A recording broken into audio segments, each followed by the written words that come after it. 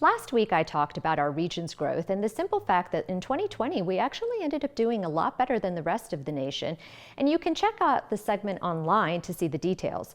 This week, I'm going to talk about 2021 and 2022. Most experts are saying that for the nation, GDP will probably end up at about a 5.5% growth rate for 2021.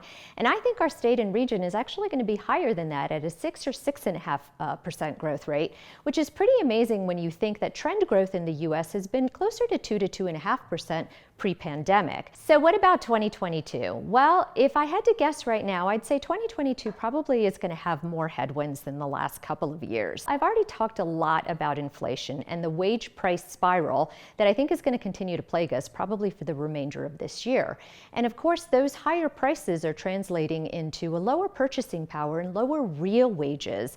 In fact, real wages are down 2.4% year over year. And then let's not forget that we have 6 million more unemployed people in the U.S. Now than we did pre-pandemic, and we have about another 6 million who haven't actively been looking for work in the past 4 weeks, so they're not counted in the unemployment rate, and yet they would like to work. And then in the month of December, we had 3 million workers who didn't show up for at least part of the month because of the pandemic. The major storm that's brewing out there, of course, is that this inflation basically mandates that the Federal Reserve is going to have to raise interest rates 3, maybe 4 times in 2022, and that always has a contractionary impact on the economy. Let's not forget, of course, that in 2020 and 2021, we had federal stimulus payments, which pretty much buoyed the economy through the worst parts of the pandemic, and that's no longer going to be there in 2022. So a lot of economists are thinking that this could mean a contraction or even a recession in 2022.